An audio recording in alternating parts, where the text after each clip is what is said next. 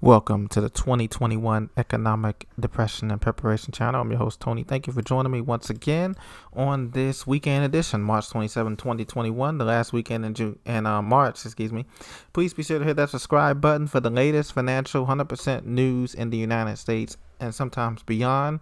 Today, I just want to come on and briefly talk to you about consumer spending dropping for the last 2 months straight. And I also want to talk to you about the expectations of inflation versus deflation and get into a little bit about how we can all prepare just briefly here. Thank you so much for joining me. Today, we're going to talk about the article that was in CNBC saying that the cold weather, as we come into winter and into spring, it said it depresses U.S. consumer spending and inflation is muted, according to reports and according to what the Federal Reserve Bank Chairman Jerome Powell and others have stated, that the inflation targets are around 2% or 2.5%. If it ran a little hot, everything is okay. But the thing is that U.S. consumer spending fell by the most in 10 months in February as a cold snap gripped many parts of the country. As you know, Texas and others were in a deep freeze in late February. And now we had the severe weather season coming up in April and May with tornadoes and also hurricanes coming up and later on in May and June. So consumer spending, which accounts for more than 2/3 of the U.S. economic activity, dropped 1.0% last month after rebounding 3.4% in January, the Commerce Department said. Personal income also tumbled 7.1% after surging 10.1% in January.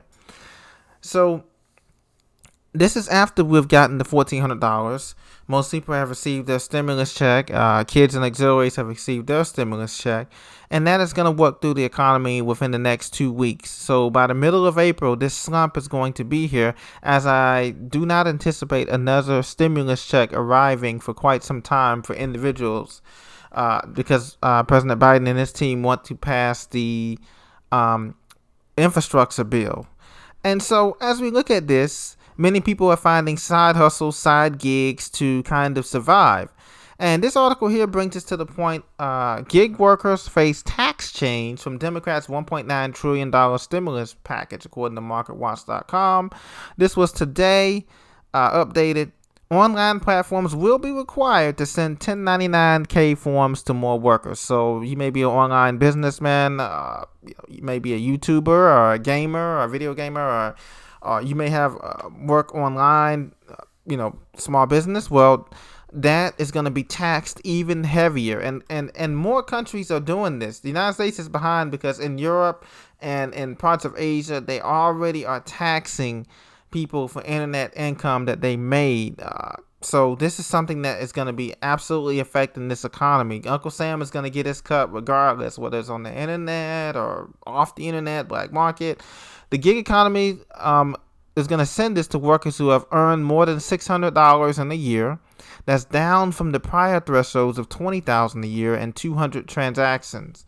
So now, even if you make just a little bit of money in a year online of passive income or whatever that may be, or active income, if you're an Uber driver or Lyft, or you do Grubhub, anything of that nature, or digital products, you're going to be charged this tax, and they're going to issue you a 1099-K form to get that money. Now, Nebraska Republican Adrian Smith has been among the opponents of this change and is expected to raise $8.4 billion over 10 years. And this is also part of the American Rescue Plan Act. So now they want to tax our money that is already being taxed, but at the same time, the real wages income has not increased in the last 25 to 30 years in terms of a real wages increase. The minimum wage increase that everybody's screaming about, the $15 an hour, is not going to take effect immediately. Even if it passes, it's going to take 3 to 4 years to reach. Remember, it says up to $15 an hour. And we all know that once we take out taxes, Social Security, Medicare tax, healthcare, all that stuff, we take that out, you're back down to $8, $9, $10 an hour easily for real living wages after taxes, as you know, in America. So platforms like Etsy, all of these platforms that ladies and other people have been selling, like arts and crafts and, having yard sales online, And now, if you make over $600 a year online, you're going to be sent a 1099-K, and you must declare that on your tax form. So that's something to look out for too, that I thought was very, very interesting at a time where we're at $28.5 trillion in debt. They're not going to be able to make up the tax shortfall.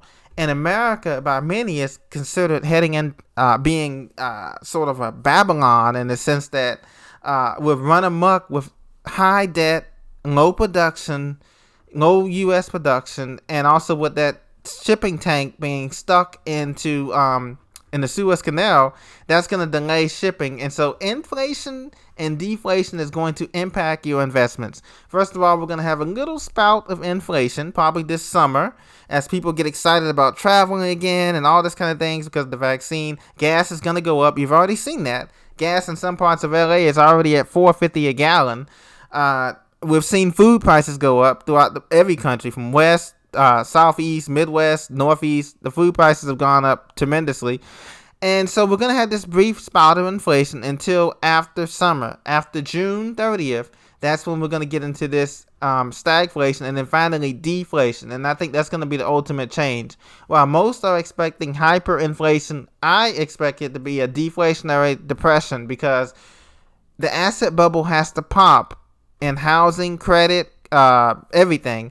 And it's going to pop because what's going to happen is there's going to be fire sales on all of these things, and hedge funds and banks are going to be buying up commercial backed real estate as well as local real estate.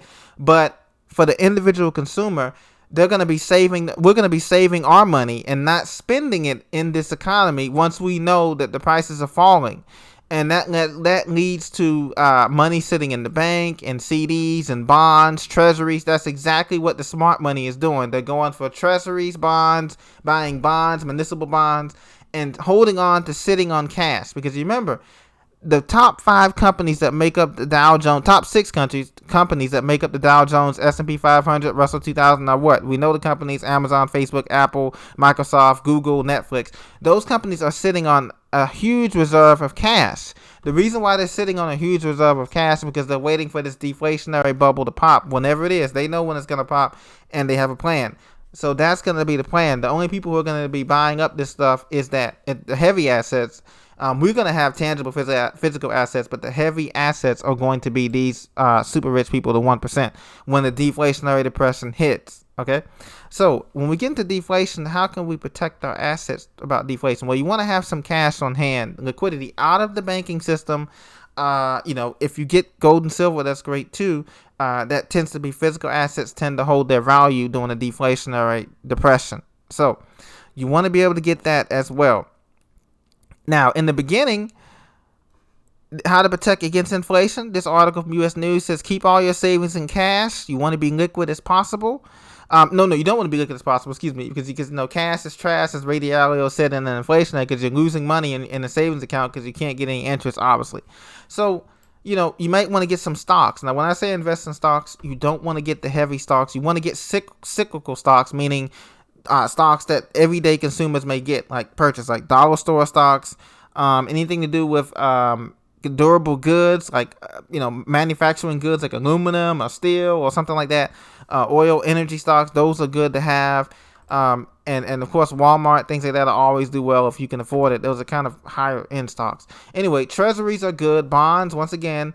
REITs, I wouldn't recommend that. Real estate investment trust, because they usually are a hedge against inflation, but this bubble, once it pops, you're not going to get anything out of the REITs, and that's a heavy investment. You have to look at putting $1,000 minimum or more to get some money out of that, and it's only less than 1% too. So that's what I want to suggest to you as well.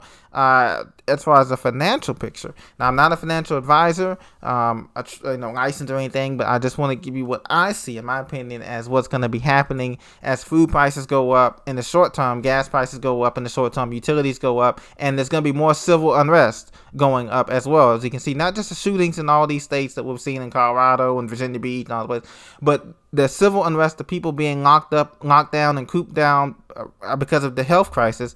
They want to get out, they want to explore, but then we may end up going into another lockdown. As you know, many of these states are experiencing a even more surge